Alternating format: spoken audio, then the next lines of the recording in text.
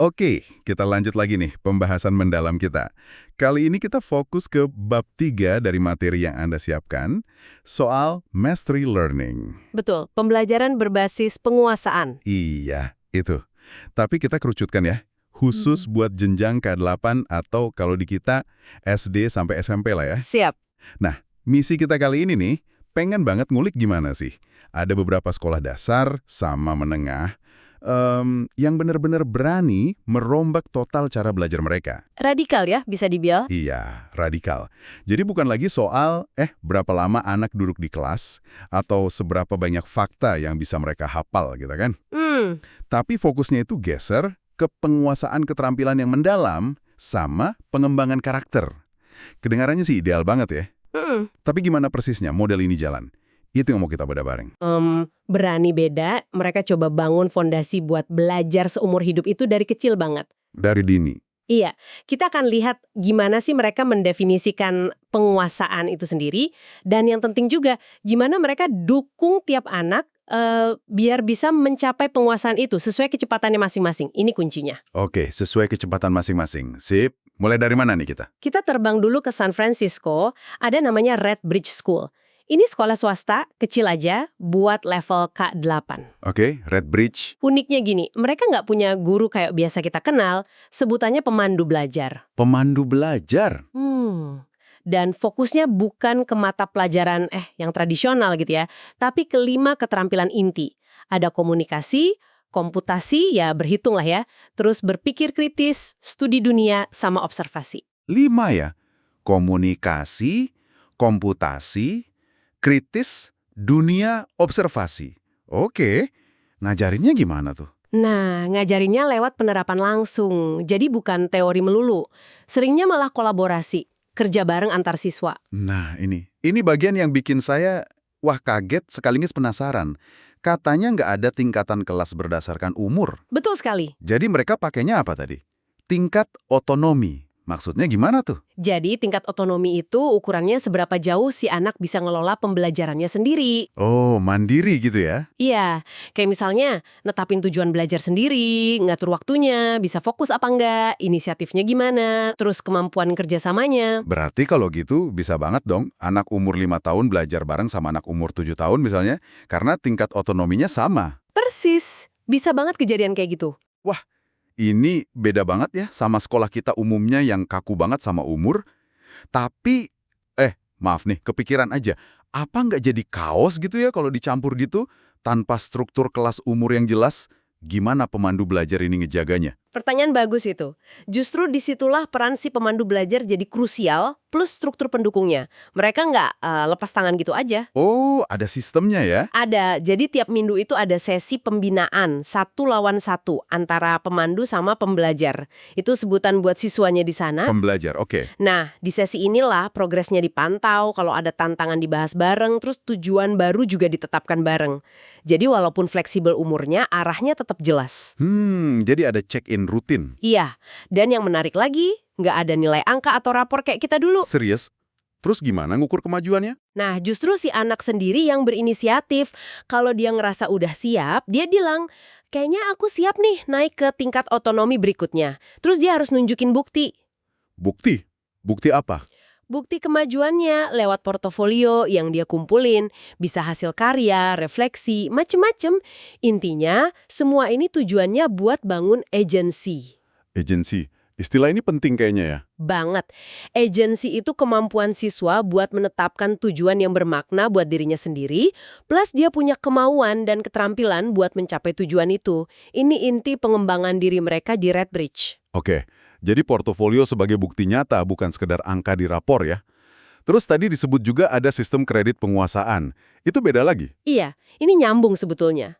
Kredit penguasaan ini bukan soal checklist tugas selesai atau lulus ujian pilihan ganda gitu ya. Bukan ya? Bukan, tapi lebih kelunjukin kalau dia beneran bisa melakukan sesuatu. Demonstrasi kemampuan nyata. Contohnya gimana tuh? Biar kebayang. Di materi Anda ada contoh yang keren banget sih. Ada sekelompok siswi umur 7-8 tahunan lah. Oke. Mereka penasaran sama kutu kayu. Tahu kan yang suka gelinding itu? Oh, roly-poly itu ya? Iya. Nah, dari iseng-iseng neliti itu, mereka malah jadi belajar klasifikasi ilmiah. Baru tahu kalau kutu kayu itu ternyata arthropoda, masih kerabatan sama lobster. Wah, jauh ya lompatannya? Banget! Dan puncaknya, buat nunjukin kalau mereka paham soal bentuk dan fungsi, mereka ngerancang dan bikin baju yang terinspirasi dari struktur cangkang krustasea itu. Serius bikin baju? Keren banget. Ini kan berarti belajarnya bener-bener dari rasa ingin tahu mereka sendiri ya? Bukan disuruh guru. Tempat sekali. Itu contoh pembelajaran yang otentik, yang relevan buat mereka. Nah, selain itu, ada juga konsep namanya latihan terdeliberasi atau deliberate practice. Deliberate practice? Apalagi tuh? Jadi, ada waktu khusus setiap hari di mana anak-anak bebas milih sendiri. Mau latihan skill akademik apa, misalnya baca, nulis, ngitung. Atau mau ngasah kebiasaan kerja tertentu, kayak fokus atau inisiatif tadi. Oh, jadi mereka milih sendiri mau latihan apa? Iya, ini kan nyambung banget sama konsep kemampuan belajar atau learning ability sama kepemimpinan emergen yang katanya penting banget di dunia kerja nanti. Kepemimpinan emergen. Ada cerita menarik juga di materi itu soal anak umur 6 tahun. Pas kerja kelompok, dia sadar diri. Dia mundur sedikit, ngasih kesempatan temennya buat mimpin.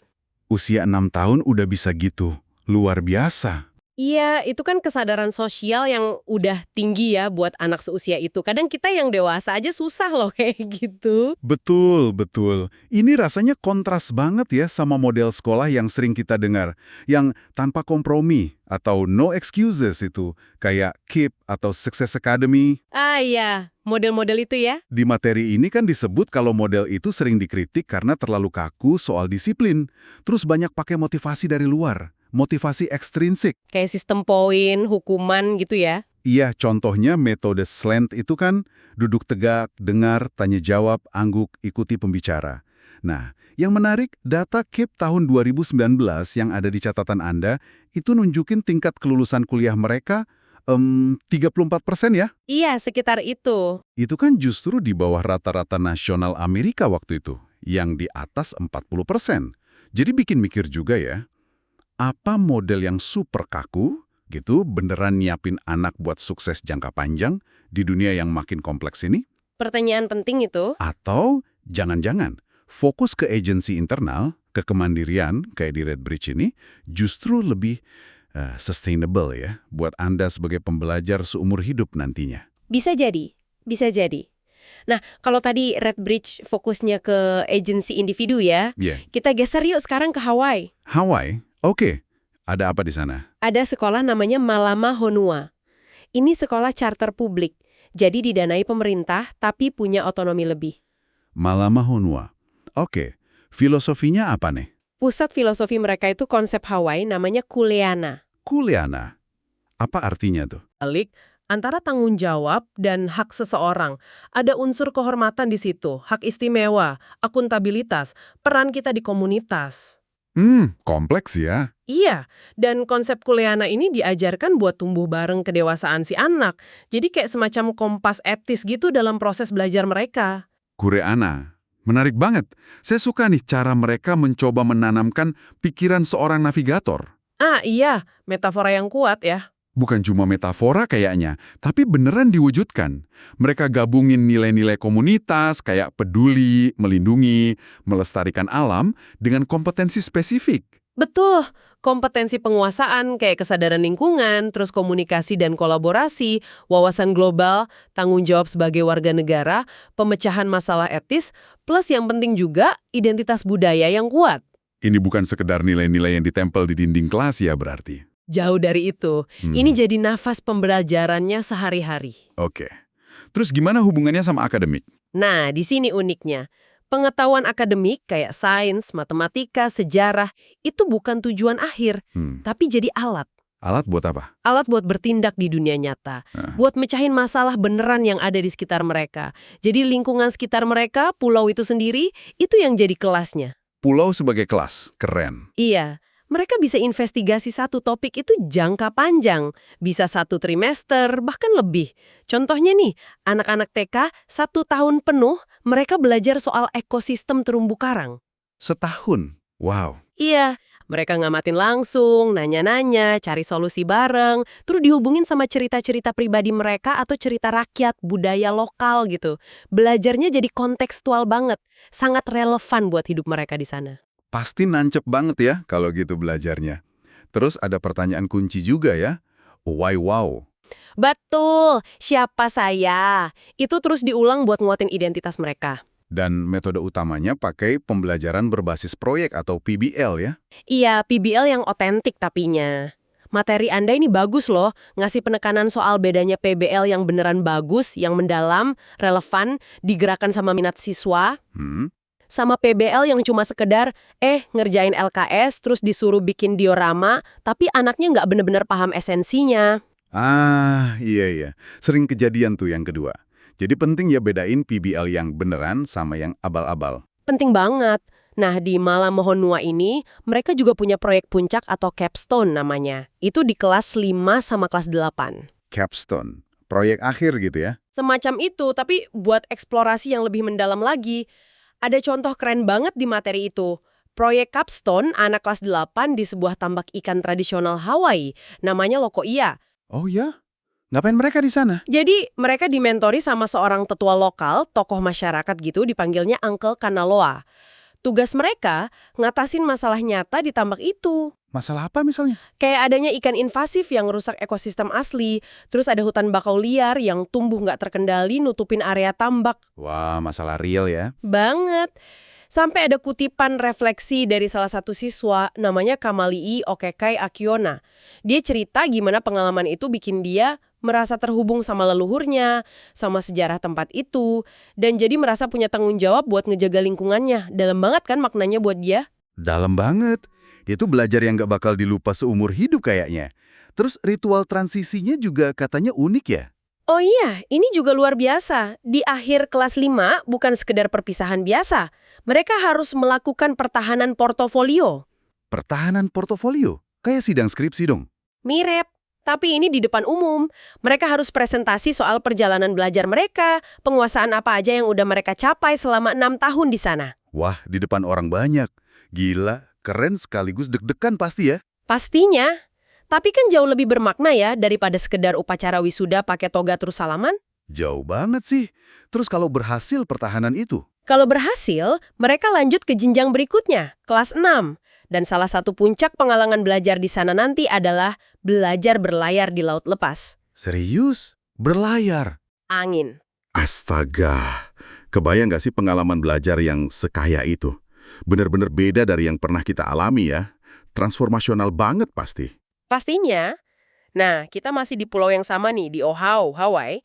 Ada satu lagi sekolah menarik, namanya SEEKS. SEEKS, apa kepanjangannya tuh? School for Examining Essential Questions of Sustainability. Oke, SEEKS. Ini juga sekolah charter publik ya? Betul. Buat kelas 6 sampai 8 jadi level SMP. Bedanya sama Malam Mohon Nua, kalau SEEKS ini nerima murid dari berbagai macam latar belakang SD. Oh, lebih beragam inputnya ya? Iya, filosofinya sebetulnya mirip Malam Mohon Nua di banyak hal. Sama-sama berbasis nilai, pakai proyek nyata, pulau juga jadi kelasnya. Ada capstone, ada pertahanan publik juga. Mirip ya? Terus bedanya di mana? Mungkin nggak sefokus Malam Mohon Nua ke budaya asli Hawaii-nya secara eksplisit, tapi mereka punya fokus lain yang kuat. Fokus ke apa tuh? Nah, SEQS ini kayaknya sadar banget sama tantangan unik anak usia remaja tengah. Masa-masa SMP itu kan transisi, kadang labil, banyak perubahan ya. Iya banget. Masa pencarian jati diri, fisik berubah, emosi naik turun. Nah, SEQS merancang programnya secara khusus buat nge-address itu. Contohnya, mereka mulai hari itu nggak langsung dijijelin pelajaran akademik. Oh ya, terus ngapain dong? Pagi itu dimulai dengan aktivitas fisik atau kelas wali, mereka sebutnya advisory. Formatnya juga unik, sapa, berbagi, bermain. Sapa, berbagi, bermain. Menarik. Tujuannya apa? Tujuannya buat bangun komunitas dulu di awal hari, biar anak merasa terhubung satu sama lain sama walinya, terus juga buat latih regulasi diri. Nenangin diri sebelum mulai fokus belajar. Baru deh jam 9:20 pagi, kelas akademik dimulai. Oh, jadi ada jeda buat settling down dulu ya? Bagus juga idenya. Terus bagian bermain itu gimana? Main beneran? Iya, Main bareng, guru sama murid main bareng sebagai teman yang setara. Katanya ini penting buat bantu anak-anak remaja ini eksplorasi independensi mereka, nyoba kekuatan diri tapi dalam lingkungan yang aman dan suportif. Kelihatannya sepele ya, bermain. Tapi penting banget ya ternyata buat perkembangan sosial emosional di usia segitu. Betul. Nah, ada satu lagi fitur SEQS yang paling menonjol, mungkin ini yang paling unik, namanya Balai Kota atau Town Hall. Balai kota. Kayak di pemerintahan. Iya, persis. Jadi sekitar 5-8 kali dalam setahun, murid-murid itu bisa ngusulin perubahan beneran buat aturan atau praktik yang ada di sekolah. Serius? Murid bisa ngusulin aturan? Bisa banget. Prosesnya juga terstruktur. Mereka identifikasi dulu masalahnya apa. Terus cari masukan dari warga sekolah lain, murid lain, guru, staf, lewat formulir online, baru deh mereka usulin solusinya. Terus gimana setelah usulan masuk? Nah, ini serunya. Seluruh sekolah, semua murid, semua guru, semua staf administrasi kumpul bareng buat sesi debat. Mirip sidang legislatif gitu. Wow, semua ikut? Semua ikut. Dan tiap orang punya satu suara. Murid punya satu suara, guru satu suara, kepala sekolah juga satu suara. Setara. Gila, ini keren banget. Demokrasi langsung di sekolah. Terus keputusannya gimana? Voting? Iya, voting. Dan keputusan voting itu mengikat. Pimpinan sekolah cuma bisa memveto kalau usulannya tuh ternyata melanggar hukum negara bagian atau federal, atau melanggar piagam sekolahnya sendiri. Selain itu, nggak bisa. Wah, balai kota itu. Saya jadi mikir, gimana ya rasanya jadi remaja, usia SMP, tapi suara kita tuh bener-bener didengar dan bisa ikut nentuin aturan main di sekolah kita sendiri. Pasti beda banget ya dampaknya ke rasa kepemilikan, rasa tanggung jawab. Pasti. Di materi Anda disebut contohnya kan, ada usulan murid supaya orang dewasa, guru dan staf, juga pakai seragam kayak murid. Dan itu disetujui. Iya, disetujui. Ada juga usulan buat ngubah kegiatan kelas wali. Nah, yang ini akhirnya dimodifikasi lewat diskusi dan kompromi di balai kota itu. Ini bukan sekedar simulasi pelajaran PKN ya. Ini praktek nyata tata kelola mandiri. Luar biasa sih ini. Benar-benar memberdayakan murid. Punya kekuatan buat terlibat aktif dan bikin perubahan positif di komunitas itu. Itu kan pelajaran kewarganegaraan yang hidup ya, bukan sekedar teori di buku teks. Pelajaran hidup yang berharga banget itu. Tapi, nah ini dia. Sehebat apapun inovasi sekolah-sekolah kayak Redbridge, Malama-Honua, SEQs nih ya. Pasti ada tapinya. Iya, mereka ini kan kayaknya menghadapi tantangan sistemik yang nggak main-main ya. Rasanya kayak kejebak gitu. Kejebak gimana maksudnya? Ya kejebak di antara dua dunia. Satu sisi, mereka udah jalanin sistem penguasaan yang inovatif banget, fokus ke kompetensi nyata, ke agensi siswa, ke proyek yang relevan, keren lah pokoknya. Iya. Tapi di sisi lain, mereka kan tetap harus menerjemahkan semua kemajuan keren anak-anak itu ke dalam bahasa sistem pendidikan yang lama, yang tradisional. Ah, iya. Kenilai huruf, rapor standar, transkrip yang kaku itu ya. Betul. Buat ngelapor ke orang tua, buat ngelamar ke sekolah lanjutan, atau nanti ke kampus, buat laporan ke pemerintah juga kan. Pasti ribet banget itu nerjemahinnya. Ribet dan kadang jadi nggak pas ya. Sujata Bhatt dari Redbridge bilang di materi Anda, susah banget misalnya ngukur hal penting kayak kebaikan hati atau kemampuan kolaborasi, itu pakai sistem kredit atau nilai standar. Gimana caranya coba? Nggak kebayang sih.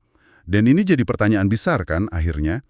Gimana inovasi kayak gini mau berkembang luas, mau diadopsi lebih banyak sekolah, kalau terus-terusan dibebani sama tuntutan sistem lama yang filosofinya aja seringkali beda arah. Itu dilema besar, Denis. Denis Aspania dari Malama-Honua juga ngungkapin hal serupa kan.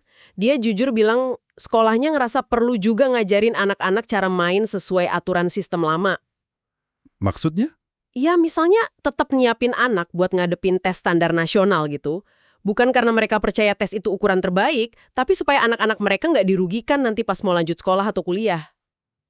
Oh, jadi kayak kompromi terpaksa gitu ya? Bisa dibilang gitu. Dan ini jadi beban berat pastinya buat guru dan pimpinan sekolah inovatif kayak mereka, harus jalanin dua sistem sekaligus. Pantesan ya, kalau kita perhatiin, sekolah-sekolah model begini tuh kebanyakan ukurannya kecil ya. Jumlah muridnya mungkin di bawah 200-an. Umurnya begitu, lebih manageable dalam skala kecil. Berarti emang susah ya buat di-scale up, buat diterapkan dalam skala besar di sistem pendidikan massal gitu. Kayaknya sih tantangannya besar banget kalau sistem besarnya sendiri nggak ikut berubah. Oke. Jadi, Kalau kita tarik kesimpulan nih dari pembahasan kita soal dunia ke-8 yang fokus ke penguasaan ini, di satu sisi, kelihatan ada harapan terang ya. Harapan pasti ada. Sekolah kayak Redbridge, Malama Honua, sama SEQES, ini kan nunjukin bukti nyata kalau pendidikan itu bisa banget dirancang ulang secara fundamental. Bisa banget. Fokusnya jadi jelas, bangun agensi anak, bikin pembelajaran itu relevan dan mendalam lewat proyek nyata, bangun hubungan yang erat sama komunitas sekitar, plus nggak lupa kembangin karakter dan skill abad 21 yang beneran dibutuhin buat masa depan. Betul sekali. Poin-poin itu penting banget. Tapi ya itu tadi, di saat bersamaan, kita juga lihat ada tembok tantangan sistemik yang tebel banget. Tembok birokrasi dan tradisi ya mungkin. Bisa jadi beban ganda yang harus mereka pikul, berinovasi radikal, sambil tetap nurutin tuntutan sistem lama yang sering nggak nyambung. Itu jadi penghalang besar buat praktik-praktik baik ini bisa nyebar luas. Jadi, ironis ya, sekolah-sekolah ini dengan caranya masing-masing, entah lewat otonomi kayak Redbridge, Kuliana di Malama Honua, atau demokrasi mini di SEQS, mereka sama-sama ngebuktiin kalau fokus ke agensi siswa dan relevansi dunia nyata, itu kunci penguasaan yang mendalam. Tapi justru sistem pendidikan yang lebih luas malah jadi penghambat terbesar mereka untuk berkembang. Ini jelas nunjukin kalau perlu ada perubahan yang lebih gede lagi. Nggak cukup cuma di level sekolah individual. Harus ada perubahan kebijakan juga ya. Cara kita menilai sekolah mungkin. Iya, kebijakan, cara evaluasi, bahkan cara kita sebagai masyarakat mikir soal apa sih artinya belajar itu, apa sih sukses dalam pendidikan itu perlu diredefinisi bareng-bareng kayaknya. Wah, dalam nih refleksinya. Nah, sebagai penutup nih ya buat para pendengar kita, coba yuk kita bawa pulang pemikiran ini buat direnungkan bareng-bareng. Oke. Ngelihat model-model inspiratif tadi ada Redbridge dengan tingkat otonominya, terus Malama Honua dengan Kuliana dan proyek komunitasnya, SEQS dengan balai kotanya yang keren itu, ada nggak ya mungkin satu aja perubahan kecil gitu yang menurut Anda bisa dicoba diterapkan di lingkungan belajar Anda sendiri? Satu perubahan kecil ya. Ya, entah itu mungkin di sekolah anak Anda, atau di tempat kerja Anda, atau bahkan dalam cara Anda pribadi belajar sesuatu yang baru. Perubahan kecil apa kira-kira yang bisa bantu dorong pemahaman yang lebih dalam dan rasa kepemilikan yang lebih kuat terhadap proses belajar itu sendiri? Menarik pertanyaannya. Coba dipikirkan ya, siapa tahu dari ide kecil itu bisa muncul sesuatu yang besar. Oke, sampai ketemu lagi di pembahasan mendalam kita berikutnya ya.